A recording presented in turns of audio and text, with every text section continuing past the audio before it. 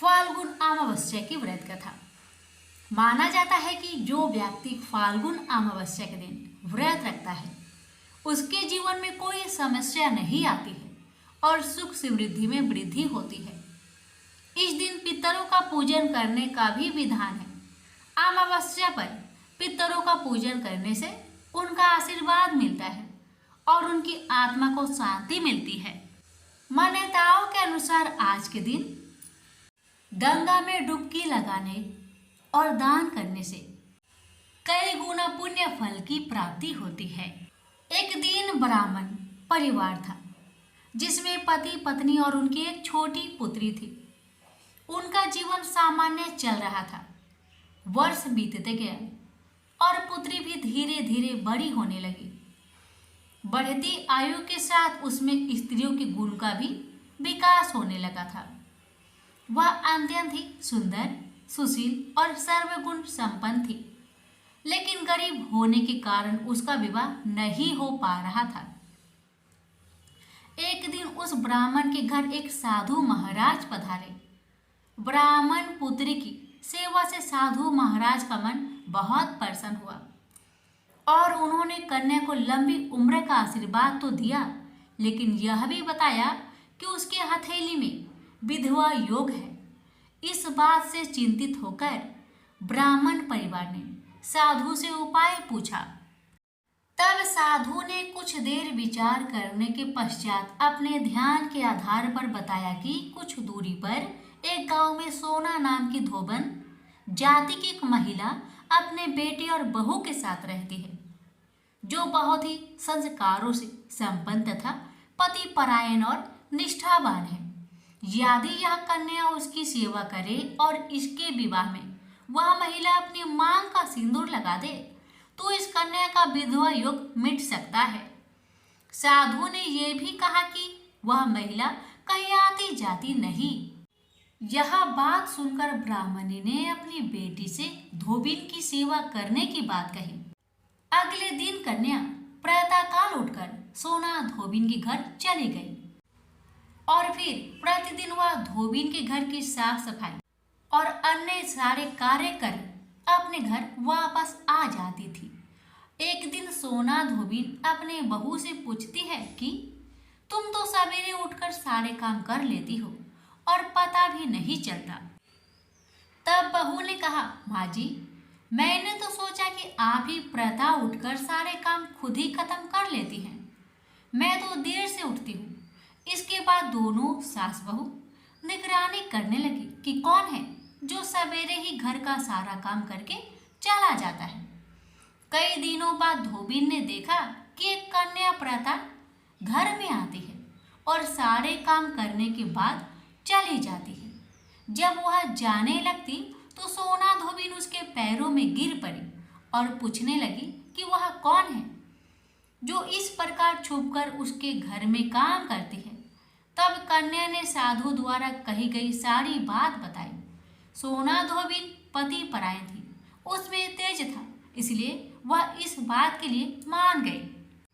सोना धोबिन के पति थोड़े अस्वस्थ थे, इसलिए उसने अपनी बहू से अपने लौट आने तक घर पर ही रहने को कहा। सोना धोबिन ने जैसे ही अपनी मांग का सिंदूर उस कन्या की मांग में लगाया, उसके पति की मृत्यु हो गई। थोड़े समय बाद उसे इस बात का पता चला। वह घर से निर्जल ही चल थी। यह सोचकर कि रास्ते में कहीं पीपल का पेड़ मिलेगा तो उसे भावड़ी देकर उसकी परिक्रमा करने के बाद ही जल ग्रहण करेगी। उस दिन अमावस्या थी। ब्राह्मण के घर मिले पुए पकवान की जगह उसने ईंट के टुकड़े से 108 बार भावड़ी देकर पीपल के पेड़ की 108 बार परिक्रमा की और उसके बाद जल ग्रहण किया। ऐसा करते ही उसका पति वापस जीवित हो गया।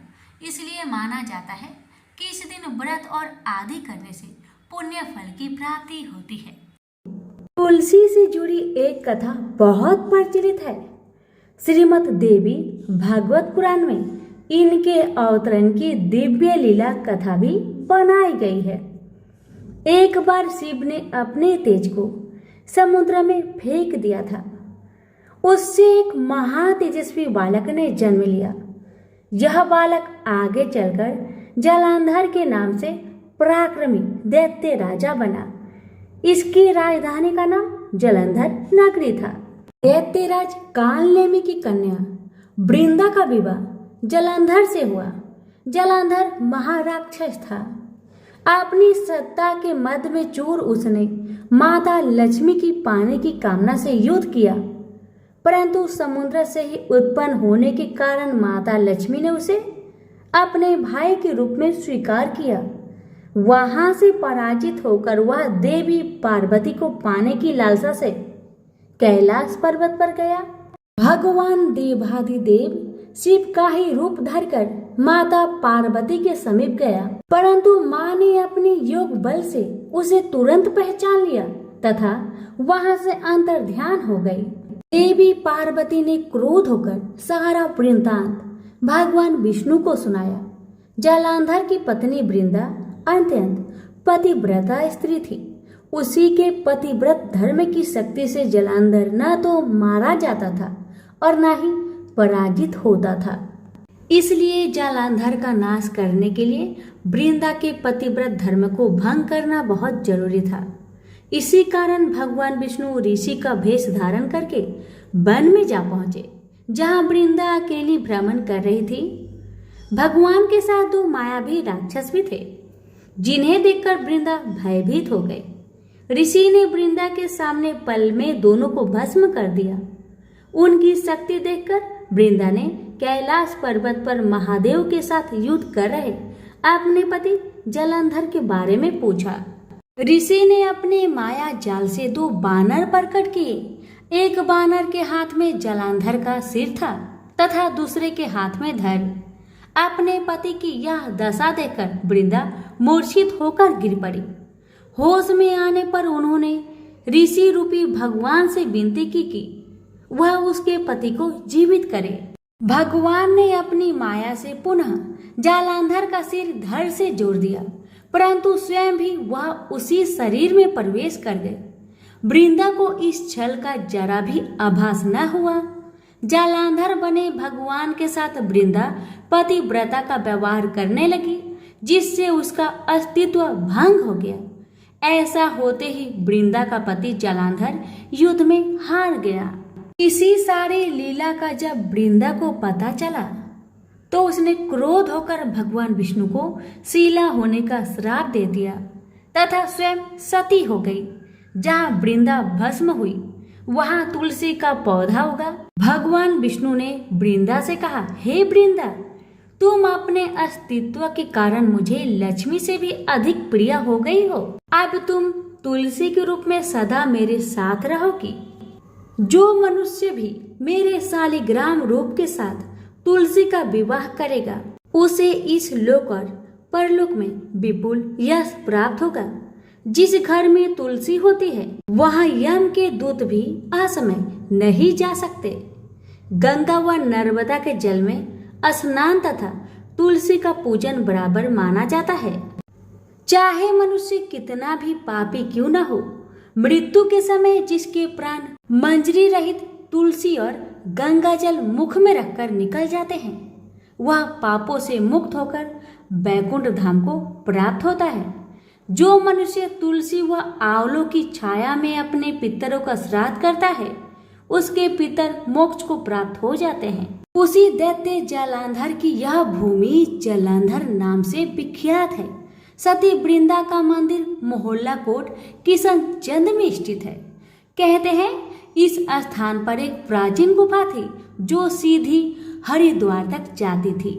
सच्चे मन से 40 दिन तक सती वृंदा देवी के मंदिर में पूजा करने से सभी मनोरथ पूर्ण होते हैं।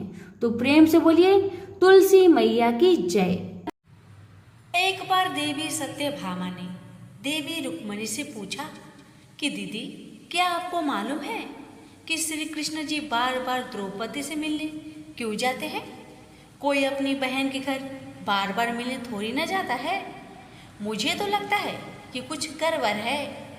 ऐसा क्या है जो बार बार द्रौपदी के घर जाते हैं? तो देवी रुक्मणी ने कहा, बेकार की बातें मत करो। ये बहन भाई का पवित्र संबंध है। जाओ जाकर अपना काम करो। ठाकुर जी सब समझ गए और कहीं जाने लगे तो देवी सत्यभामा ने पूछा कि प्रभु आप कहाँ जा रहे हो? ठाकुर जी ने कहा कि मैं द्रौपदी के घर जा रहा हूँ। अब तो सत्यभामा जी और बेचैन हो गई और तुरंत देवी रुक्मणी से बोली, देखो दीदी, फिर वही द्रौपदी के घर जा रहे हैं। कृष्ण जी ने कहा कि क्या तुम भी हमारे साथ चलोगी? तो सत्यभामा जी फौरन तैयार हो गई और देवी रुक्मणी से बोली कि दीदी आप भी मेरे साथ चलो और द्रौपदी को ऐसा मजा चखा के आएंगे कि वो जीवन भर याद रखेगी। देवी रुक्मणी भी तैयार हो गई। जब दोनों देवियां द्रौपदी के घर पहुंची तो देखा कि द्रौपदी अपने केस संवार रही थी। जब द्रौपदी केस संवार रही थी तो भगवान श्री कृष्ण ने पूछा, द्रौपदी क्या कर रही हो? तो द्रौपदी बोली, भैया केस संवार के अभी आई। तो भगवान बोले, तुम काहे को केस संवार रही हो? तुम्हारी तो दो दो भाभी आई है, ये तुम्हारे केस संवारेंगी। फिर कृष्ण जी ने देवी सत्यभामा से कहा कि तुम जाओ और द्रौपदी के सिर में तेल लगाओ और देवी रुक्मणी तुम जाकर द्रौपदी की चोटी करो। सत्यभामा जी ने रुक्मणी जी से कहा, बड़ा अच्छा मौका मिला है, ऐसा तेल लगाऊंगी कि इसकी खोपड़ी के एक एक बाल तोड़ के रख दूंगी। और जैसे ही सत्यभामा जी ने द्रौपदी के सिर में तेल लगाना शुरू किया और एक बाल को तोड़ा तो बाल तोड़ते ही आवाज आई, हे कृष्ण। फिर दूसरा बाल तोड़ा, फिर आवाज आई, हे कृष्ण। फिर तीसरा बाल तोड़ा तो फिर आवाज आई, हे कृष्ण। सत्यभामा जी को समझ नहीं आया और देवी रुक्मणी से पूछा, दीदी आखिर ऐसी क्या बात है? द्रौपदी के मस्तक से जो भी बाल तोड़ती हूँ तो कृष्ण का नाम क्यों निकल कर आता है? रुक्मणी जी बोली, मैं तो नहीं जानती। पीछे से भगवान बोले, देवी सत्यभामा, तुम देवी रुक्मणी से पूछ रही थी कि मैं दौड़ दौड़ कर इस द्रौपदी के घर क्यों जाता हूँ, क्योंकि पूरे भूमंडल पर, पूरी पृथ्वी पर कोई संत, कोई साधु, कोई सन्यासी, कोई तपस्वी, कोई साधक, कोई उपासक ऐसा नहीं हुआ जिसने एक दिन में 3.5 करोड़ बार मेरा नाम लिया हो। और द्रौपदी केवल ऐसी है जो एक बार में 3.5 करोड़ बार मेरा नाम लेती है। प्रतिदिन स्नान करती है, इसलिए उसके हर रूम में कृष्ण नजर आता है और इसलिए मैं रोज इसके पास आता हूँ। इसे कहते हैं स्नान, जो देवी द्रौपदी प्रतिदिन किया करती थी।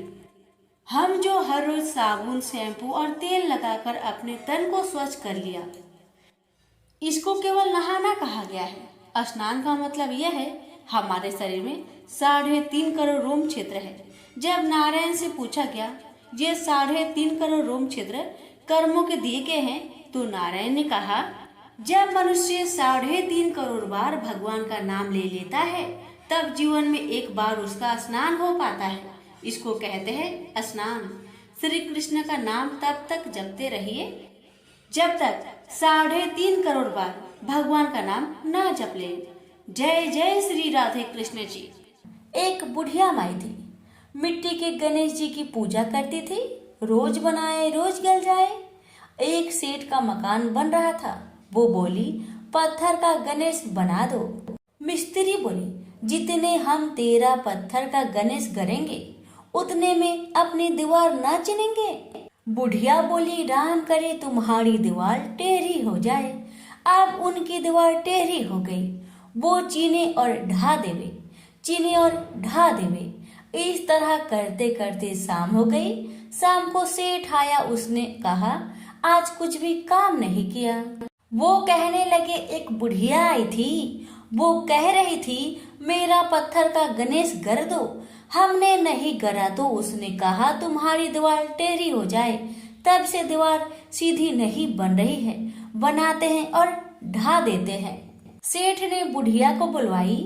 सेठ ने कहा, हम तेरा सोने का गणेश गढ़ देंगे, हमारी दीवार सीधी कर दो। सेठ ने बुढ़िया को सोने का गणेश गढ़ दिया। सेठ की दीवार सीधी हो गई। जैसे सेठ की दीवार सीधी की वैसे सबकी करना। कहानी कहने वाले, सुनने वाले, हुक्कार भरने वाले सभी पर अपनी कृपा सदा बनाए रखना। प्रेम से बोलिए गजानंद भगवान की जय। एक लपसी था, एक तपसी था। तपसी हमेशा भगवान की तपस्या में लीन रहता था। लपसी रोजाना सवा सेर की लापसी बनाकर भगवान का भोग लगाकर जीम लेता था। एक दिन दोनों लड़ने लगे। तपसी बोला, मैं रोज भगवान की तपस्या करता हूँ इसलिए मैं बड़ा हूँ।